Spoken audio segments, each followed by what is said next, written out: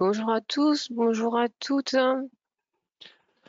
Bonjour à Bonjour toutes, bonjour à Claude. tous. Bonjour Claire. Nous sommes ravis de vous retrouver aujourd'hui pour parler à nouveau de facture électronique, des actualités de cette rentrée et partager avec vous les nouveautés et ce qui va se passer sur les semaines et les mois à venir. Alors, avant de débuter, pour laisser le temps à tout le monde d'arriver, vous avez sur le côté le chat, si vous pouvez nous faire un petit coucou pour nous dire si c'est OK pour le son, pour l'image, et si tout va bien chez vous.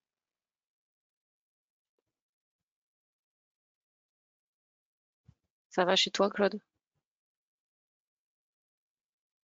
On t'entend plus. Oui, tout va bien. Nuageux, pluvieux. Bon, faut espérer que le week-end soit meilleur. Mais Est-ce que sinon, c'est pour tout le bon pour reste, tout le monde, pour le tout son, est OK. Alors, a l'image? priori, je te confirme que ça répond et que tout est correct. OK. Alors toujours en laissant tout le monde arriver. Pour ceux qui peut-être me connaîtraient pas, donc je suis Claire Beunier, je suis responsable de l'activité des éditions Compagnons. Et j'accompagne Claude, que vous avez l'habitude de voir sur ce type d'événement, aujourd'hui pour vous partager avec vous un petit peu de positionnement produit, quelques infos roadmap, et qui vous permettront de vous projeter sur cette fin d'année et début d'année 2025. On va laisser encore une petite minute et puis je vous propose de démarrer si c'est bon pour tout le monde. Alors, Claire, on a une question qui nous est posée par Laurent qui nous dit il a une urgence à traiter, donc il va quitter la réunion et il me demandait s'il pouvait accéder bien sûr au replay après la réunion. Pas de souci, Laurent, tu recevras un lien qui te permettra de visionner à nouveau la présentation. Donc si c'est pas aujourd'hui, ce sera demain ou plus tard, pas de souci. Donc pour ceux qui n'étaient pas là ou ceux qui ne sont pas là, ils reçoivent dans tous les cas un lien pour revisionner.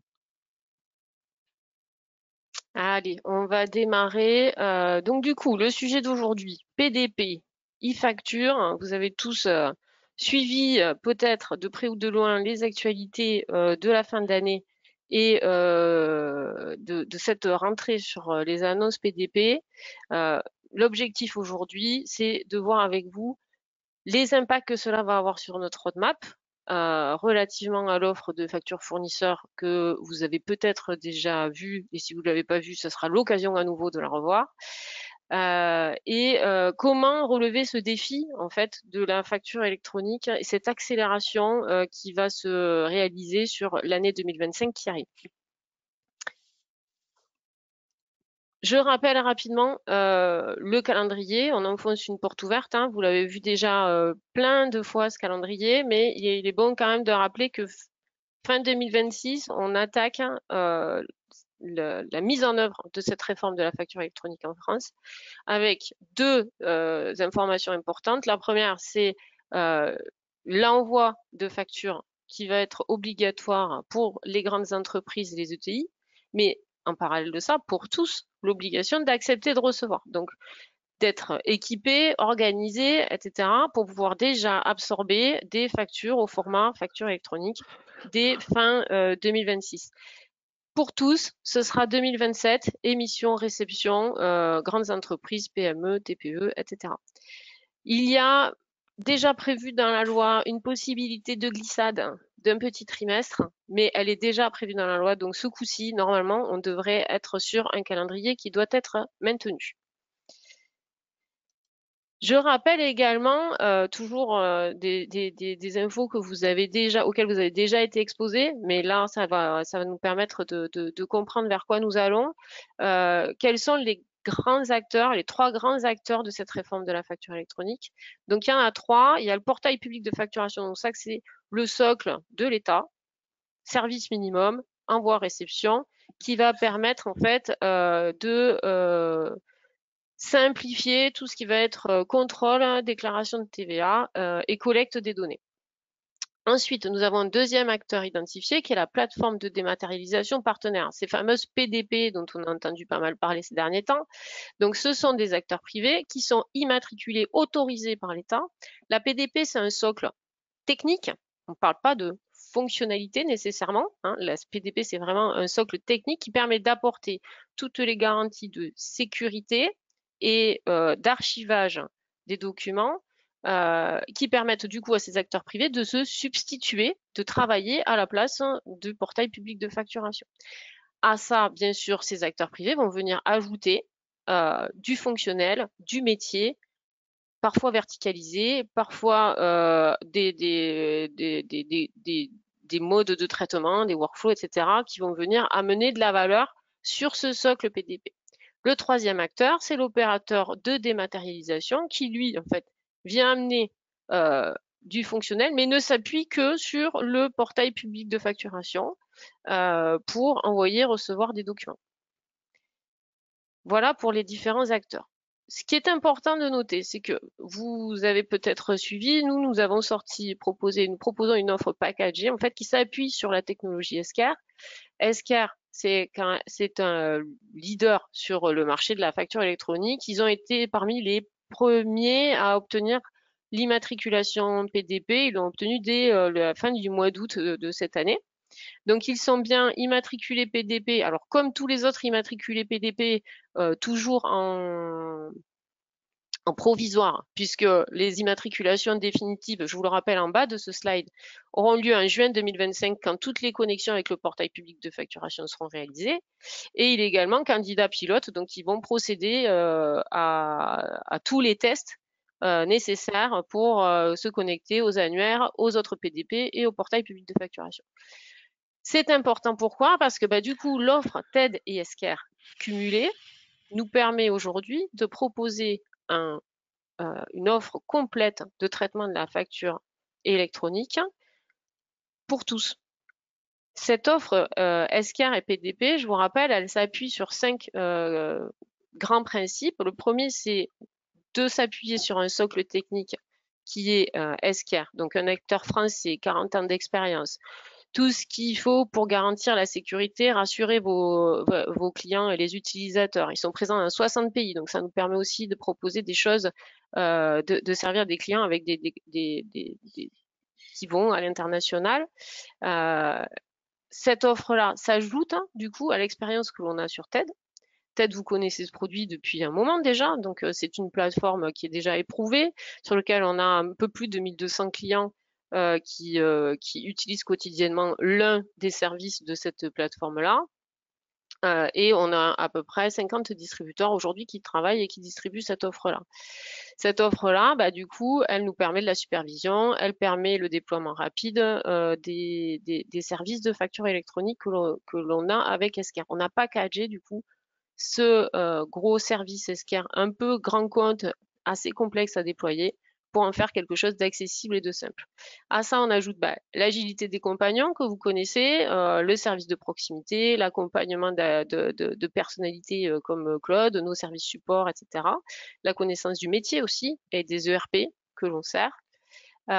C'est une solution qui est connectée à 5 ERP, donc toute la suite Sage 100, FRP 1000 et X3. On est également connecté à Microsoft Business Central en SaaS et en on-prem et également à EBP. Et tout notre système de communication, de connexion s'appuie sur notre technologie qui permet de communiquer avec toutes ces applications-là en mode API. Et enfin, le dernier point qui est le modèle économique, en fait, comme toutes les offres TED, pas d'engagement, pas d'abonnement, pas de système d'anticipation de consommation. On ne paye qu'à la consommation. Donc, en fait, on constate fin de mois. Combien j'ai utilisé de factures, combien j'ai envoyé de documents. Et c'est ce point-là qui permet d'établir la facturation de vos clients. C'est hyper souple et très apprécié par nos clients, ce système-là, parce que ça permet de nous ajuster aussi à la saisonnalité des clients. Pourquoi, du coup, anticiper? En fait, il y a deux stratégies. Hein. Il y a la stratégie du lièvre et la stratégie de la tortue. Bon, vous comprendrez peut-être vite de quelle est notre stratégie préférée. Il y a pour nous deux choses qui sont anticipées. Du point de vue des intégrateurs, il vous faut déjà sélectionner le bon acteur, le bon partenaire, la bonne solution, celle qui répondra au maximum de vos clients. Et si vous êtes multi-solutions, si vous avez des profils de clients qui sont dans des métiers très différents, ben voilà, il faut être capable déjà de faire cette analyse-là et de choisir la solution qui va répondre à la plus grande part de vos clients. Ensuite, ben, vous avez une étape importante qui est l'étape de la formation de vos équipes de delivery et de support avant de démarrer vos premiers projets. Et ensuite, ben, il y a le déploiement de vos projets pilotes. Donc, toutes ces étapes-là, ça prend déjà un peu de temps. La deuxième chose qu'il faut prendre en compte, c'est que chez les clients, ben, il y a également du temps à prendre en amont là, et du coup pour préparer la bascule vers l'acceptation de la réception de la facture électronique ou l'émission de la facture électronique.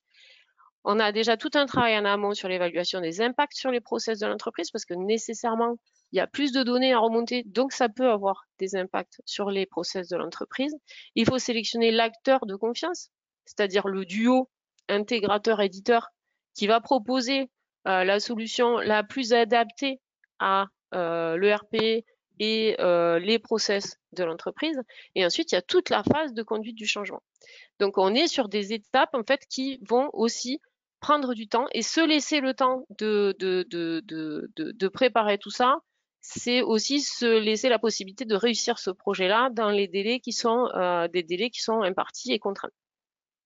Donc, nous, ce qu'on vous suggère, c'est forcément de regarder dès aujourd'hui, de faire vos choix dès aujourd'hui sur les solutions que vous imaginez proposer demain pour vous permettre en fait d'être prêt quand vos clients auront besoin de faire des évaluations de solutions. J'enchaîne maintenant sur le sujet de la roadmap. Donc, vous savez que le service de facture fournisseur TED sur le socle technique SCAR est disponible du coup depuis mi-juillet 2023. On a fait le lancement de la commercialisation. Depuis, on a un petit peu travaillé, on a proposé déjà des assistants de paramétrage.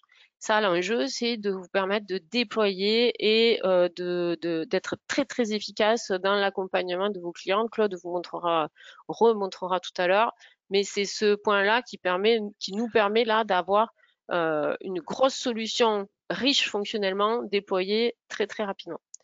On a rajouté aussi la fonctionnalité de la gestion des demandes d'achat. Donc, c'est un module additionnel au module de traitement de la facture fournisseur et qui permet aujourd'hui de gérer les demandes d'achat avec des workflows, la gestion des budgets, etc.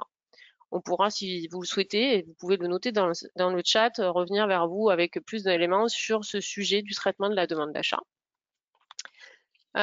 Et qu'est-ce qui nous attend sur cette fin d'année 2024 et début 2025? Il y a plusieurs sujets. On va aller un petit peu plus loin sur nos assistants de paramétrage pour continuer à vous faciliter la vie sur les déploiements. Ça, c'est un vrai sujet. Mais le gros sujet, c'est la facture client et la PDP-SCAR. Et nous souhaitons ajouter le service de traitement des factures clients avec la PDP-SCAR. Vous le proposez dès cette fin d'année. Normalement, on devrait pouvoir vous présenter l'offre TED facture client adossée à la PDP-SCAR avant Noël, quoi. Ça va être le cadeau du Père Noël. Peut-être même un petit peu avant. On va faire, vous restez connectés, regardez vos invitations, vous verrez probablement passer le prochain événement qui va concerner ce sujet-là. Et enfin, donc sur le premier trimestre de 2025, ce que nous allons ajouter également, c'est tout ce qui concerne la gestion des contrats fournisseurs avec la gestion des abonnements, etc. Donc tout ça, c'est notre plan produit pour cette fin d'année et début d'année prochaine relativement au sujet de la facture et de la réforme de la facture électronique. Donc si on refait un petit comeback sur le calendrier, on doit être tous à peu près prêts pour fin 2026. Nous, ce qu'on vous propose, c'est d'être capable de déployer du service PDP, facture client, facture fournisseur, dès début 2025. Donc là, pour rassurer vos clients, vous êtes dans la meilleure des positions. Avant de passer la main à Claude, je fais un petit rappel sur le fait que vous avez à votre disposition tous un espace partenaire, un espace web avec tous les outils dont vous pouvez avoir besoin pour parler de cette offre, des différentes offres des éditions Compagnons d'ailleurs. Et surtout, n'hésitez pas à revenir vers vos chargés de compte Clémence ou Leïla si vous voyez qu'il y a des éléments ou si vous auriez besoin d'éléments complémentaires. Je termine en laissant la main à Claude qui va nous montrer aujourd'hui du coup un traitement facture fournisseur avec commande et sans commande. Et si vous avez des questions et envie de voir d'autres services, vous n'hésitez pas à nous le signaler dans la petite messagerie. Je te passe la main, Claude. Merci Claire. Alors attention, tac tac tac, hein. On va. C'est cet écran, attendez, hein, c'est la technologie et moi, hein. Hop hop hop, ça y est. C'est bon, on voit ton écran. Allez, c'est parfait. Donc l'idée, je vais ma présentation va s'échelonner en deux parties. Première partie, je voudrais revenir sur l'assistant de paramétrage, d'accord? Claire en a parlé. Donc c'est l'outil qui est au sein de TED, permet de déployer tout un environnement Esker et le rendre facilement accessible et utilisable en peu de temps. Donc Esker, hein, pour rappel, une belle entreprise avec un certain nombre de services et de plateformes qui permettent de traiter tous les flux entrants, sortants, etc. Donc c'est une grosse machine, hein, c'est un gros logiciel qui nécessite parfois des temps de déploiement assez conséquents, voire très très conséquents, hein, puisque Esker se positionne aujourd'hui sur le haut du tableau en termes d'entreprises servies, et donc il ne travaille qu'à partir de grands comptes. Pour vous donner un ordre d'idée, hein, les chiffres d'affaires des sociétés pour lesquelles Esker intervient en direct s'échelonnent entre 250 millions et 500 millions d'euros. Donc en dessous de ce niveau-là, Esker il dit non, on ne va pas, c'est pas notre cible.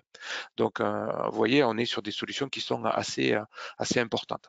De ce fait-là, le déploiement d'une solution Esker dans cet environnement pour ces grosses entreprises, ça prend du temps. Et bien là, nous, avec cet assistant de paramétrage, l'idée, c'est de réduire ce temps de déploiement, puisqu'on n'est pas sur les mêmes sujets, hein, en termes de volume et de services rendus.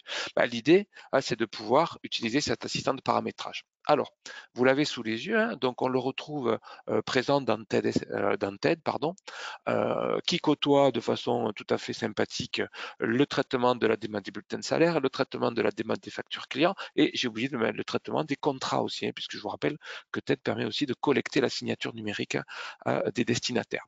Donc, nous avons ici un écran qui est le source to pay, qui est justement le sujet en lien avec Esker. Donc cet assistant de paramétrage, lorsqu'on va déployer pour un client, bien tout simplement, ces 4 petites cases ne sont pas vertes pour le coup, hein, vous l'avez bien compris, mais on va les activer. Donc le consultant est en capacité de créer le compte Esker, hein, plutôt que d'aller directement dans Esker avec la création de ce compte, ça peut prendre du temps, c'est fastidieux, c'est chronophage. L'idée, on va laisser faire l'assistant. Et là, pour le coup, c'est bien sympathique puisqu'il va, dans un premier temps, créer le compte Esker, donc créer tout l'environnement. D'accord. Et ensuite, on va activer l'application Esker. Donc, cette activation de l'application Esker, en gros, c'est quoi? C'est mettre à disposition sur le portail Esker toutes les applications qu'on va utiliser, en l'occurrence, la gestion de la facture fournisseur. Au-delà de ça, on intègre aussi tous nos packages. Je vous rappelle que nous avons amendé le fonctionnement d'Esker pour fonctionner avec les ERP avec lesquels nous sommes connectés. D'accord? Puisque nous avons capacité à intervenir sur l'interface Esker ou sur certaines mécaniques Esker par le biais d'un développement qui est porté par nos équipes de développeurs.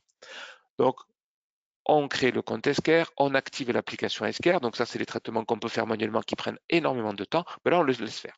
Ensuite, l'étape 3, c'est celle qui va commencer réellement à nous intéresser, puisque les étapes 1 et 2, c'est purement technique, donc ça se gère en arrière-plan, et ce sont des process d'intégration totalement maîtrisés et totalement automatiques.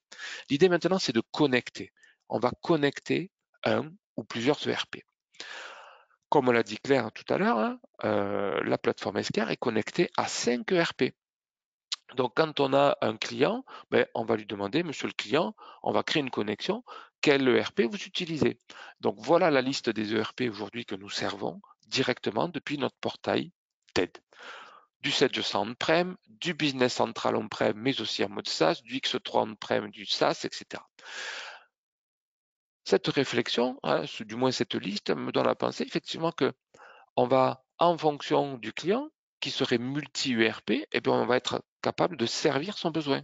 Bah, imaginez une structure, un groupe avec plusieurs sociétés qui gèrent des ERP, des structures distinctes, mais qui utilisent des ERP différents suivant les activités. Eh bien là, on va pouvoir, depuis une seule plateforme SCARE commune, gérer des ERP différents. C'est ce qu'on voit ici avec notre FRP 1000 et nos 700 on-prem. Évidemment, suivant le choix que l'on fait, pardon, eh bien nous avons ici des paramètres de connexion qui diffèrent puisque l'objectif est de connecter. Et vous allez me dire, oui, mais sur les solutions on-prem, comment ça fonctionne? Bien, sur la solution on-prem, tout simplement, on va installer un connecteur sur l'environnement privé du client qui permet de prendre le relais et qui va faire la connexion entre l'environnement privé et Esker puisqu'il n'est pas en mode SaaS. Donc là, typiquement, sur ma plateforme ici, donc si j'interroge l'état du service ici, d'accord? Voilà, on voit que j'ai deux éléments qui sont connectés et vous remarquerez que je sais aussi piloter. Donc là, c'est un exemple. Je sais piloter là. En gros, j'ai deux environnements 700, d'accord? Mais je gère le connecteur ici par ce biais-là. C'est-à-dire que sur mon espace privé, j'ai un connecteur qui fait le lien et je peux piloter la mise à jour. D'ailleurs, on le voit, hein, pour un, j'ai une mise à jour qui est en 8.1.19 et l'autre qui est en 1.10.5. Alors ces mises à jour, on décide soit on les porte de façon automatique, donc c'est nos systèmes qui mettent à jour dès lors qu'on publie une nouvelle modification, une nouvelle fonctionnalité, d'accord? Soit on le fait manuellement. Donc voilà, c'est pour vous montrer comment on fait pour connecter un ERP, et rien de vraiment très compliqué. Revenons à notre assistant de paramétrage. On a fait les étapes 1, 2 et 3. Maintenant, on va configurer. Configurer voulant dire effectivement, à partir des connexions qu'on a établies, eh bien, on va collecter la liste des sociétés associées aux connexions. OK? Voilà pourquoi on retrouve ici dans mon écran un certain nombre d'éléments que j'ai d'ores et déjà paramétrés. La société horticole de Paris qui est sur FRP 1000, elle est en cours de configuration. Deux des sociétés de FRP 1000, Essonne et Bordeaux sont publiées. J'ai mon dossier 7G100 qui est publié, mon bijou SA, et un autre dossier qui pour le coup est non configuré. Donc on va trouver des statuts différents par rapport à la mise en œuvre de la société dans l'environnement SCARE. Hein. On se rappelle de l'objectif. Hein, c'est de mettre à disposition tout l'espace de fonctionnement directement d'ASCARE. Alors l'assistant de paramétrage, vous allez voir, c'est très simple. L'idée étant de collecter auprès du client des informations qui vont conditionner le fonctionnement d'ESCARE. Tous ces fonctionnements évidemment d'ESCARE peuvent être déployés à la mano. Par contre, ça prend du temps, ça prend des jours. Donc forcément, qui dit des jours dit de l'argent. Donc là, on est sur une réduction réelle du temps de déploiement. Alors, Michael qui nous pose une... Alors, je vais essayer de répondre aux questions s'il y en a. Michael nous pose une question. Connexion EBP en mode SaaS possible. Alors, pour l'instant, EBP, sous réserve des dernières infos que j'ai, on est en mode on-prem au niveau de EBP aujourd'hui. Il n'est pas exclu que demain, on fasse évoluer nos connecteurs dès lors que EBP sera disponible en mode SaaS. D'accord? Donc ça, aujourd'hui, je ne sais pas vous répondre parce que je n'ai pas les derniers éléments des déploiements des solutions EBP. Dans l'immédiat, on est en mode on-prem sur EBP. Alors regardez cet assistant de paramétrage, alors je ne vais pas le décliner sur toutes les pages, vous avez vu, hein, on a ici les paramètres société qui se déclinent sur 4 pages. Ces 4 pages, mais le consultant en lien avec le client va donner quel est le code de la société, la raison sociale, quel est le numéro de TVA, quels sont les mots-clés, avec éventuellement une marque commerciale qui permettra à Esker de faciliter l'affectation d'une société. Je passe à l'étape suivante, quelles sont les cultures attendues. Est-ce que je reçois des factures en provenance, pourquoi pas, de Nouvelle-Zélande avec un anglais, etc. Donc tout ça va piloter et va permettre de paramétrer Esker. Okay, quels sont les rôles tiers fournisseurs que j'affiche, quel est le format des numéros de commande, hein, pour que lorsqu'une facture fournisseur arrive, je puisse faire le lien avec mon dossier de gestion commerciale pour retrouver la commande en question et l'associer et faire le matching directement. Vous voyez que c'est très simple, c'est dicté, on explique. Okay. Ah, juste tiens, un petit point. Facturation électronique France. Oui, c'est déjà présent chez Esker, hein. D'accord, donc ils ont déjà tous les éléments prévus. On peut d'ores et déjà produire et traiter du Facturix au format C2I, il n'y a pas de souci. L'étape suivante, donc, quel est le code journal, quels sont les comptes collectifs. Tiens, je retrouve les axes analytiques, hein. Est-ce que je gère les axes analytiques? Oui. Lesquels? Est-ce que je les fais tous afficher dans Esker ou pas? Est-ce que j'en définis un comme étant le centre de coût? Donc tous ces paramètres vont être questionnés en lien avec le client. Et vous remarquerez, suivant les options, est-ce que je gère des codes projets? Ben, peut-être que je gère des codes projets et hop, et en fonction du choix que j'effectue, eh bien j'ai des sous-choix. Donc tout ça c'est guidé, ça facilite le travail du consultant hein, plutôt que d'aller faire vous l'avez bien compris, des actions directement d'ASCR qui prennent du temps pour le coup. Voilà. Alors, continuons, nous sommes à la page 3. Nous arrivons à la page 4 qui permet de définir les paramètres société. Donc ça, c'est important, c'est-à-dire que ce sont des éléments qui sont vraiment propres à la société que nous sommes en train de paramétrer. D'accord? Donc ça, c'est important à mettre en lien avec les options suivantes que nous allons constater. Est-ce que je gère les souches, le numéro de tirette, donc tout un tas d'informations. Et ça va être intéressant puisque dans cet écran ici, qu'est-ce qu'on voit? Ben ça, c'est vraiment important, c'est la capacité que nous avons lorsque nous traitons une facture dans Esker. Ben, il peut être pertinent de compléter, hein, les acteurs qui vont intervenir sur la facture vont compléter des données. Ils vont saisir dans Esker des informations. Eh bien, l'idée, c'est de pouvoir aussi que ces informations elles puissent revenir dans l'ERP qui est connecté. Ben, c'est l'enjeu et l'idée de ça. C'est-à-dire que pour une information dans laquelle, dans Esker, on va faire de la saisie, par exemple, tout ce qui sera saisi dans le champ texte, hein, c'est une zone prévue dans Esker, ben, où je le mets, dans Sedge. Alors là, je suis connecté en Sedge 100. Donc, on récupère tout un tas d'informations qui sont, elles, portées par le RP Sedge 100. D'accord? Donc, suivant que je sois avec X3, Business Central ou Sedge FRP 1000, eh bien, je vais avoir des informations qui diffèrent forcément, puisque je n'ai pas les mêmes données aux mêmes endroits. Voilà. Toujours est-il que on adapte l'assistant et les champs visibles au regard du l'ERP qui est connecté. Voilà pour la partie des options, enfin des paramétrages société. Maintenant, nous allons dans les options de traitement. Donc, ces options de traitement qui, quant à elles, sont liées en fait, pourquoi pas, à un ensemble de structures. Imaginez, vous intégrez une société cliente qui a plusieurs activités, ils ont plusieurs structures juridiques, d'accord? Eh bien, peut-être que des options de traitement seront communes à un groupe de sociétés. Là encore, pour faire gagner du temps, on organise ici, d'accord, des paramétrages, d'accord, des paramétrages qui seront liés à une activité. Ok, si vous avez des activités, on a un client par exemple qui a une cinquantaine d'hôtels, eh bien 50 dossiers 700, eh bien plutôt que de reproduire les options de traitement pour les 50 dossiers, ben, on a créé une configuration, d'accord, que l'on a nommée hôtellerie. Et de fait, quand on intègre un nouveau dossier quand on intègre une nouvelle société qui est rattachée à cette activité hôtellerie, ben, automatiquement, on lui affecte les options de traitement de l'activité hôtellerie. Tout ça dans un seul et même objectif, c'est de faire gagner du temps. Voilà. Alors, on va reprendre, on va continuer, si vous voulez, dans les options de traitement pour ma société en l'occurrence. Est-ce que je traite les factures avec commande? Est-ce que je gère les stocks? Si je gère tous les stocks? Tous ces écrans permettent de piloter en fait ce qui va être le traitement d'un SKR futur. Donc, vous voyez qu'en quelques minutes, allez, pas quelques heures, on va dire, hein, c'est très facile de répondre à ces questions en lien avec le client, en lien avec les acteurs qui sont concernés, pour au bout du bout, allons-y, donc nous sommes à l'étape 4. Au bout du bout, eh bien, on va enregistrer et on va publier vers Esker, d'accord, les paramètres que nous venons de définir, aussi bien des paramètres société que les options de traitement.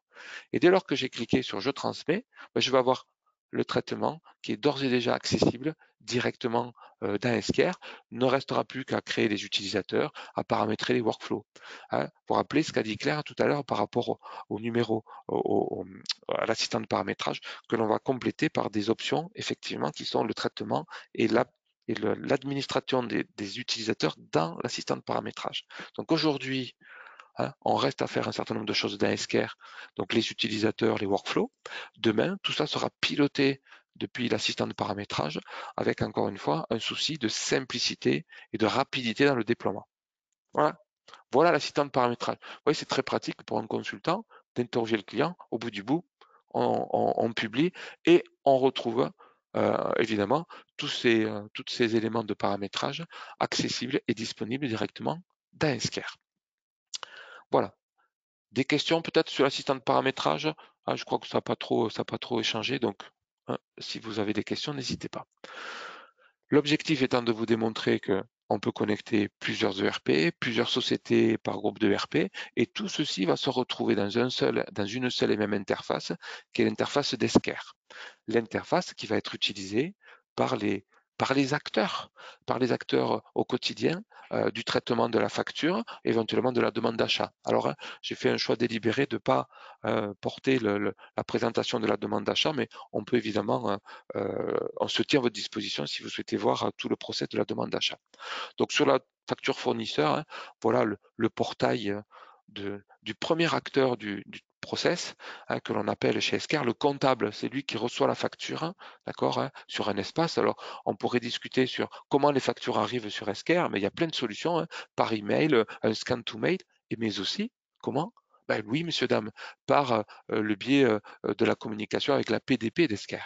Et donc ça, c'est ce que nous vous présenterons dans les semaines à venir avec un process complet et pour voir, pour clarifier et bien vous montrer ce que c'est qu'une PDP réellement. Parce qu'aujourd'hui, il y a beaucoup de slides qui sont présentés par différents éditeurs. C'est des slides. Il n'y a rien de concret. Nous, on vous présentera du concret parce que c'est déjà opérationnel chez notre partenaire Esker. Alors, regardons ce comptable. Qu'est-ce qu'il a à traiter? Donc, il a une bannette de factures à traiter et lors du traitement, on va distinguer déjà des factures avec des statuts un peu différents, des factures avec ou des factures sans commande. Ok. L'idée, évidemment, étant de, par le choix avec ou sans commande, c'est de donner la destination de cette facture. En gros, est-ce qu'elle va en gestion commerciale ou est-ce qu'elle va en compta? D'accord. Donc là, la facture a été déposée. Côté droit, le visuel, côté gauche, données techniques. Ok, rien de particulier, un écran on apprend vite son fonctionnement. D'ailleurs, c'est très facile à piloter. Partie supérieure, les vignettes qui représentent les X pages. Donc, on peut traiter des factures de beaucoup de pages, y compris de centaines et de centaines de pages. Et c'est un réel cas concret qu'on a eu à expérimenter. Code société, bah oui, elle est multi-société, forcément, puisque via l'assistant de paramétrage, on pourra avoir plusieurs sociétés. Banco, on les retrouve ici. Donc, on affecte une facture à telle ou telle société. L'objectif étant évidemment que Esker fasse cette affectation de façon automatique en fonction des paramètres qu'on a fournis à l'assistant de paramétrage tout à l'heure. Voilà, donc la société a été identifiée. C'est une facture sans commande, d'accord? À l'instar, tout à l'heure, nous verrons une facture avec commande. Cette facture sans commande va se déverser dans un code journal. D'accord, achat. Tiens, on a vu ça tout à l'heure dans l'assistant de paramétrage, le code journal par défaut. Évidemment, on le retrouve ici. Le numéro de facture, quant à lui, a été identifié par l'intelligence artificielle portée par Esker avec le traitement et la lecture du document. D'accord. Donc Esker, pour le coup, est un réel leader dans le traitement de la facture. Pas besoin de définir des zones en amont, pas besoin de mettre la facture EDF en disant à tel endroit, à telle zone, à tel endroit, à tel autre. Non, pas du tout. C'est l'IA d'Esker qui s'occupe de tout ça et c'est assez bluffant en usage au quotidien. Donc, je vois qu'il y a déjà des opérateurs, il y a des utilisateurs d'Esker aujourd'hui présents avec nous. Ils pourraient témoigner de la facilité et des performances du traitement, de la reconnaissance du document. Alors évidemment, jusqu'à juillet 2026, voire juillet 2027, puisque tout ça va s'échapper évidemment pour passer avec des fichiers structurés. Allez, le fournisseur, quant à lui, a été identifié, d'accord? Et ce qui est important de bien se repositionner, c'est que nous sommes en lien direct avec le RP. D'accord? Donc, le fournisseur, il fait écho à un référentiel qui lui est porté par 7G100 en l'occurrence. Donc là, je suis vraiment connecté en temps réel. Donc le fournisseur, je peux le créer de façon dynamique directement dans mon ERP et il va être directement accessible. Ok? Donc ça, c'est vraiment important, la connexion permanente et directe à l'ERP au niveau du référentiel. Alors le référentiel, on a les fournisseurs, on a les codes journaux, on a les comptes collectifs. Je vais essayer de vous les préciser au fur et à mesure. Le montant TTC qui lui a été identifié sur le pied du document, d'accord, et avec la définition ici de comment dirais-je, de l'hors-taxe qu'il va falloir ventiler évidemment. Et cette ventilation du hors-taxe, d'accord, va s'opérer dans ce que nous appelons les lignes de poste, ou plutôt Esquerre appelle la saisie des lignes de poste ici même. Petite précision, vous voyez les données sur la partie droite ici, hein, qui identifient le fournisseur, eh bien ce sont les données qui sont extraites de l'ERP. Toutes ces données-là apparaissent et c'est l'utilisateur qui, lors de l'exécution de l'assistant de paramétrage, qui dit quelles sont les données que l'on souhaite faire apparaître sur cet écran pour informer l'opérateur comptable, ouais, d'accord, de données qui pourraient être sensibles par exemple ou pertinentes lors du traitement de la facture. Continuons la découverte avec les informations de paiement. Bah oui, parce que tout ça c'est porté par le RP. Donc l'idée, on récupère les conditions de paiement saisies au niveau de l'ERP pour que lorsqu'on va poster la facture, donc c'est le terme qui convient, lorsqu'on poste la facture dans l'ERP, ce soit l'ERP qui prenne en charge justement la définition des dates d'échéance. Puisque si je suis en paiement en 10 fois, je ne vais pas saisir les 10 échéances ou les 12 échéances. L'idée, c'est la condition de paiement qui porte la définition de l'échéance et ensuite ce qui sera retranscrite lors de l'arrivée du document dans le RP. Nous voilà donc maintenant à la saisie des postes. Alors, regardez, on a 3 lignes qui ont été d'ores et déjà positionnées. Pourquoi? Eh bien parce que Scare est un peu intelligent. Il se rappelle des traitement précédent de cette facture. Ah oui, parce que vous avez peut-être remarqué, cette facture, je la dépose relativement souvent. C'est une facture de test. Et donc, j'ai opéré des traitements de ventilation comptable. On les retrouve ici, ce qui permet de démontrer effectivement qu'en usage au quotidien, le comptable, ça lui limite son temps de saisie, puisque SKR travaille pour le comptable et va se rappeler des affectations précédentes. D'accord? Voilà. Alors Aurélie me pose une question qui est pertinente. Tiens, comment gérez-vous le règlement de la facture fournisseur?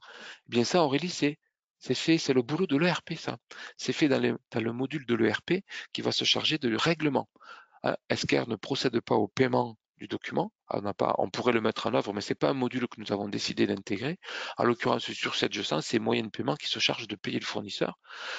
Par contre, ce qui est intéressant, c'est de définir en fait la notion de bon à payer. D'accord, hein? Il y aura un contrôle une notion de bon à payer qui permet à des approbateurs de décider quand est-ce c'est bon à payer. En fait, voilà. Donc le règlement physique, hein, le virement, etc., c'est fait au niveau du, comment dirais-je, de l'ERP, via moyen de paiement pour cette je sens et via les outils de paiement pour les autres. Donc, je reviens sur ma saisie comptable. Remarquez, c'est en rouge. Ventilation analytique obligatoire, puisqu'évidemment, il s'agit pour le coup d'imputer les montants de façon analytique, directement accessible ici même par une saisie multisection, ce qui est le cas dans cette je sens, et qui, en fonction de l'ERP, l'écran va différer puisque certains ERP ne permettent pas une saisie multisection. On a un écran qui diffère juste un petit peu. Je retrouve ici mes axes analytiques que j'ai publiés tout à l'heure et je choisis d'imputer cette somme sur ça, sur telle section, sur telle section, sur telle section. Voilà, c'est moi qui le pilote. Sachez qu'Esquerre est suffisamment intelligent pour se rappeler de ces imputations. Encore une fois, ça fait gagner du temps. Donc, prochaine arrivée de la facture, automatiquement, j'aurai l'imputation analytique qui aura été positionnée. Allez, donc je vais imputer ma facture ici sur le code affaires, puisque je l'ai rendu obligatoire. Voilà, et j'impute la dernière ligne. Alors évidemment, je peux ajouter des lignes au niveau de la ventilation comptable pour le définir, hein. C'est ça l'objectif, évidemment. Voilà. Allez, c'est bon. Il faut que je ventile cet axe. Ça y est. Voilà. La somme de 83,86 € qui correspond au TT hors taxe ont été gérées ici. Alors évidemment, on gère les factures en devise, pas de souci. Il n'y a pas de sujet puisque nous, on lit le montant qui est inscrit sur la facture. Donc si c'est du yen, du dollar ou du dollar canadien, peu importe, nous, on renverra à l'ERP du yen, du dollar. Voilà.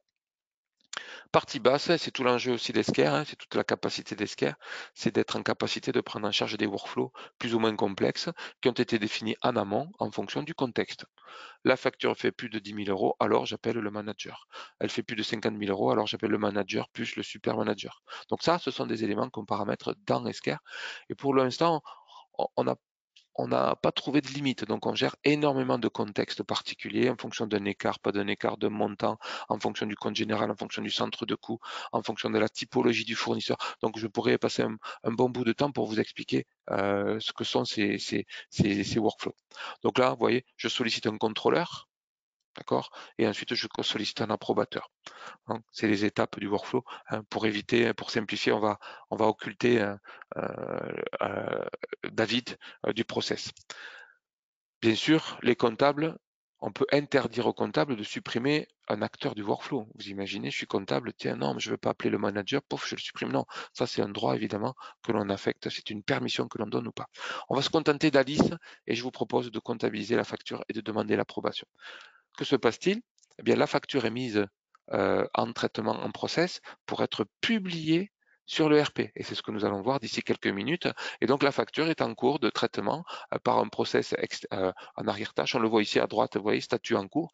Alors, l'idée, hein, c'est pas que le comptable surveille en permanence le traitement, mais c'est qu'il puisse avancer dans le process de traitement des autres factures et pour qu'il puisse évidemment faire autre chose. Donc, il y a un traitement évidemment sécurisé qui va écrire via les objets métiers pour 7G100 et via les API produits proposés par les ERP, via notre connecteur, via notre API multi-ERP, pardon. Voilà, donc c'est en cours et on retrouvera tout à l'heure. Ah non, tiens, vous avez vu, elle est revenue ma facture. Tiens, qu'est-ce qui se passe-t-il? Ben, allons voir. Ma facture, elle est en erreur. Je dois avoir une erreur au niveau de l'écriture. Hein. Peut-être on va voir. Donc on a toujours une erreur. Le journal est en cours d'utilisation. Bingo, vous avez vu? Donc quelqu'un est sur le journal d'achat. Donc la facture n'a pas pu être comptabilisée.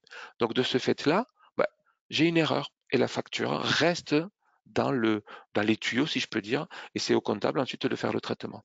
Alors certainement que j'ai dû aller là-dedans. Bah, regardez le journal des achats de septembre, il est ouvert, effectivement. Donc je vais fermer le journal des achats. D'accord? Hein. Et je vais relancer ainsi la comptabilisation. Aucune facture hein, ne sera laissée en cours de route. Il y a des contrôles partout qui justifient et qui vérifient que la facture a été réellement postée. Alors, on va le laisser finir, si vous voulez. On va traiter un autre type de facture. C'est une facture avec commande. Alors, ça, c'est vraiment intéressant, puisque là, on va interagir avec la partie gestion commerciale. Ça veut dire qu'une facture reçue d'un fournisseur, elle correspond à une ou plusieurs commandes, à une ou plusieurs réceptions. Voilà. Donc l'idée, c'est de reconstruire une traçabilité pour évidemment bloquer, d'accord, rapprocher, pardon, les factures. Alors une question m'est posée par Patrick. Est-il possible d'envoyer des factures si les users sont connectés? Alors Patrick, non, c'est le RP qui bloque, hein. C'est 7G100 en l'occurrence qui bloque. C'est pas nous, d'accord? Si les API, hein, si les objets métiers de Sedge permettaient de créer l'enregistrement d'enregistrer la facture bien que les utilisateurs connectés, bien sûr qu'on le ferait. Mais là, c'est les limitations de l'ERP. Certains ERP le permettent, bien évidemment. 7G100, en l'occurrence, ne le permet pas. Donc, c'est bien une restriction des API de l'ERP qui limite ce fonctionnement. Ça. Alors effectivement, Patrick, il faut le remonter la demande à Sedge. Oui, effectivement, on le fait. Et c'est à vous, au réseau aussi, de le remonter et de faire évoluer le contexte Sedge. Alors, cette facture avec commande, elle est tout à fait intéressante, puisqu'elle nous démontre ici que c'est une facture avec commande. Le numéro de la commande a été identifié sur le document, puisque le fournisseur, lorsqu'il émet la facture, il rappelle là où les commandes, les commandes pardon, qui sont concernées. Depuis l'écran, ici, j'accède au référentiel, pour le coup, de la partie gestion commerciale de 7G100 et cette commande qui a été livrée, réceptionnée, je peux en voir son contenu. Et de cette là, qu'est-ce qu'on voit? On voit que il avait été saisi ou réceptionné, en l'occurrence, 3 lignes. D'accord? Parfait. Avec une bague, un bracelet, etc. Bon, très bien.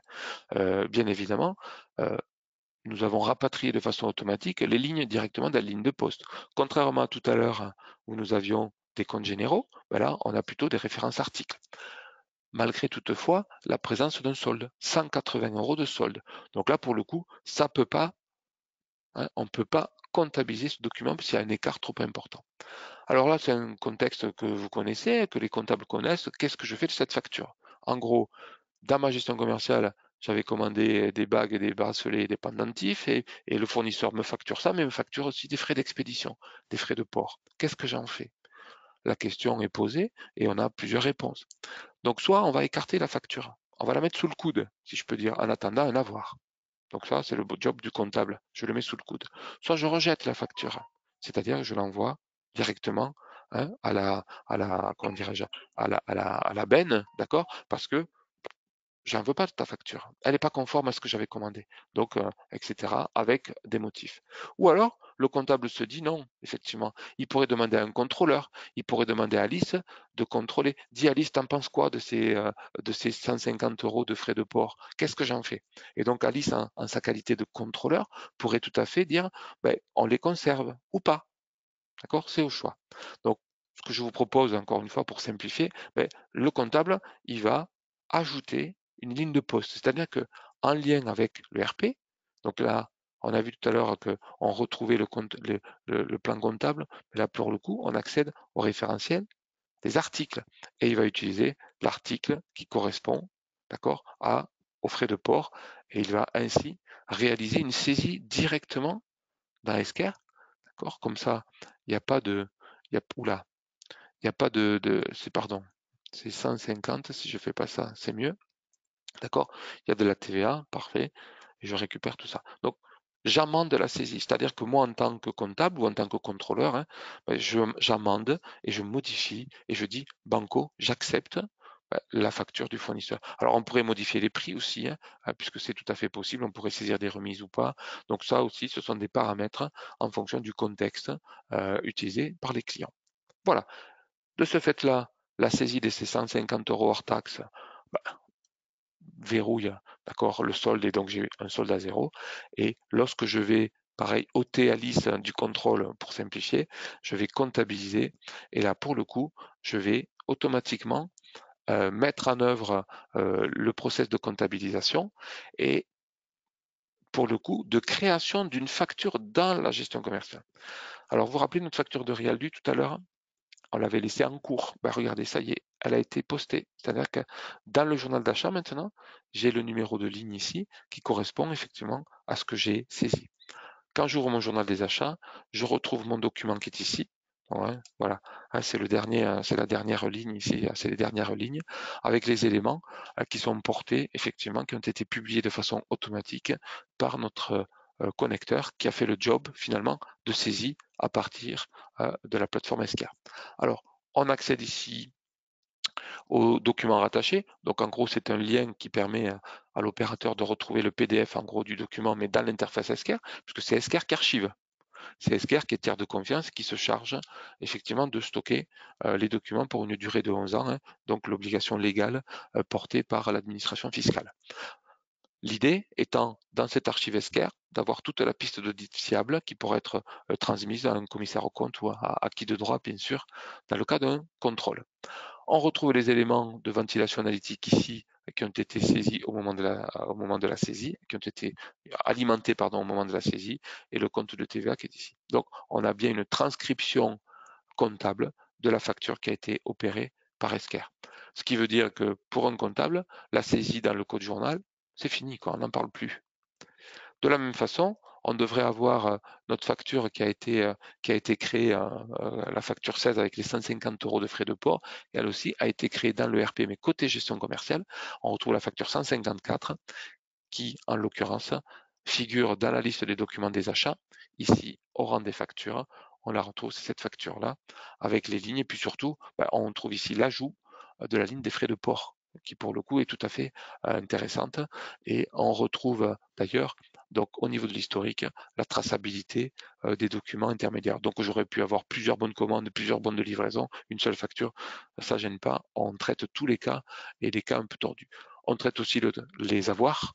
Je reçois un avoir qui est l'être une facture, pas de problème. On s'est imputé un avoir sur une facture.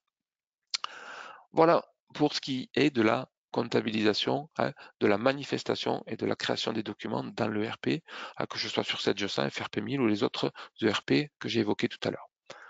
Maintenant, reste à voir la notion de bon à payer, puisque cette facture arrive dans Sage avec la notion du bon à payer, justement, qui lui est à valider, c'est-à-dire que c'est dévolu à un tiers que de dire OK, cette facture, je vais l'approuver et pour qu'elle soit mise en paiement.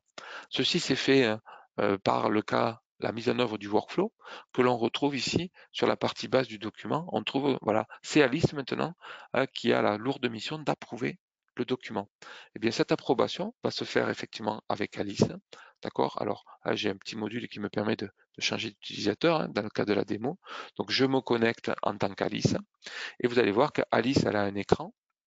Alice va pouvoir utiliser aussi, dans le cas de son approbation, une application mobile qui est disponible sur iOS et sur Android, où elle accède à toutes les factures qui seraient comment dire, disponibles à l'approbation. Donc cet écran aussi, l'approbation, est réalisable depuis une application mobile. Et ça, c'est un réel avantage, c'est une véritable application. On retrouve, du moins Alice, c'est pas moi, c'est Alice retrouve ses factures, elle a pu être notifiée par email en disant Alice, vous avez X factures à approuver. Allez, on y va et on va approuver ici.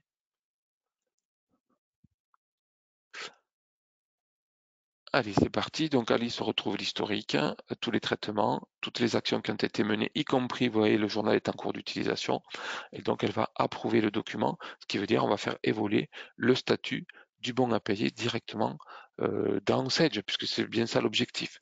Pareil pour la facture de gestion commerciale, avec la possibilité de mettre en attente, évidemment, de demander une approbation supplémentaire, de retourner au comptable en disant non, non, directement. Mais là, j'approuve directement le document accessible. Voilà. La facture ou les factures, puisque j'ai approuvé 2 factures en tant qu'Alice, donc une en compta et ma facture a été, le statut du bon à payer a évolué au niveau du tiers. Il est où? Il est où? Voilà, il est là. Donc mon statut maintenant, il est bon à payer, donc cette facture sera accessible directement dans Sage moyen de paiement. Voilà, avez-vous des remarques, des interrogations, des zones de flou par rapport à peut-être au fonctionnement? Alors, évidemment, hein, il est facile de se dire, tiens, on a des offres similaires. Oui, effectivement, il y a des offres similaires. Alors, regardez la plus-value, donc l'assistant de paramétrage, regardez la connexion multi-URP sur une seule interface, regardez le statut effectivement d'Esker. Esker, c'est 40 ans d'existence. Regardons Esker avec l'offre qui est proposée aujourd'hui et demain l'offre qui est d'ores et déjà PDP avec tout le principe directement accessible. Donc, c'est vrai qu'on a un ensemble d'éléments qui justifient de la pertinence de cette solution, déjà de la solution Esker qui n'a plus à faire ses preuves depuis la quarantaine d'années d'existence, après l'intégration que nous avons réalisée avec Esker et tous les choix possibles par rapport au rapprochement des documents et le traitement des bons de retour, des avoirs, etc. Donc on a tout cet écosystème. Tiens, une question m'est posée par Sylvain. Oui, Sylvain, il est possible de faire une authentification SSO depuis l'application Esker, il n'y a pas de souci, directement accessible. Alors, il y a tout un tas de possibilités donc, au niveau de SSO. Donc, il y a une fiche technique qui est proposée par Esker pour la mettre en œuvre, il n'y a pas de souci. On peut enregistrer, pardon, autant d'utilisateurs que vous souhaitez sur Esker, puisque l'enjeu, c'est pas de facturer, d'accord, des utilisateurs, mais c'est de facturer des flux. Donc là, pour le coup, tout utilisateur de l'entreprise peut être créé dans Esker pour intervenir soit en tant que contrôleur, soit en tant qu'approbateur directement accessible. Alors, y a-t-il d'autres questions?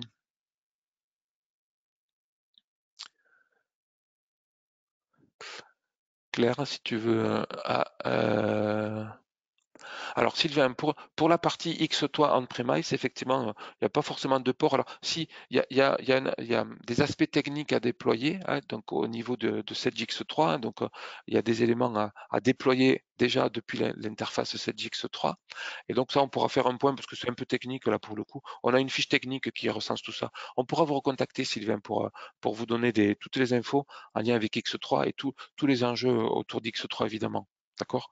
Tout ça, c'est possible. Ça fonctionne très très bien. J'aurais pu d'ailleurs faire la démo sur Sedge X3 de la même façon que celle que je viens de faire avec Sedge 100, avec la saisie de la facture sans commande qui génère une facture tiers dans X3 qui ensuite est validée sous forme d'écriture comptable, où j'aurais pu aussi rapprocher une facture avec des réceptions et ou des commandes dans X3. Donc, de la même façon.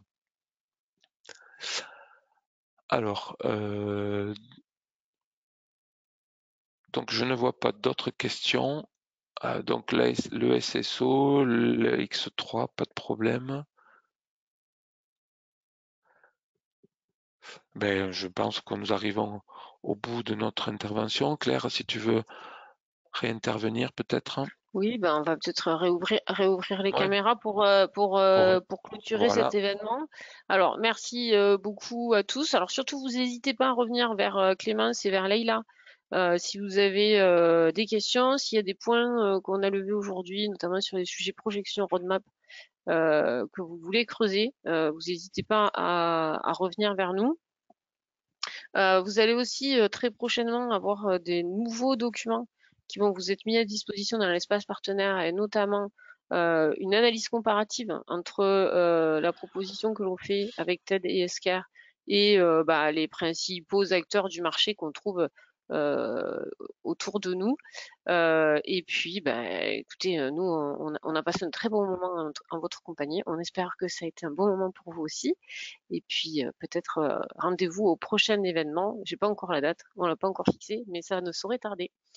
Claude, je Alors, te attends, laisse Claire, est-ce qu'il y a conclure. d'autres questions? D'autres questions? Non, c'est bon, j'ai plus de questions. Enfin, en Bah tout cas, écoute, sur le chat, hein, s'il y en a, si vous avez encore quelques minutes, il n'y a pas de problème. Voilà. eh bien nous allons clôturer du coup. À très bientôt pour tout le monde et puis à très bientôt Claude et Merci. passez tous un très bon week-end. Merci Claire. Bonne fin de journée à tous. Au revoir. Au revoir.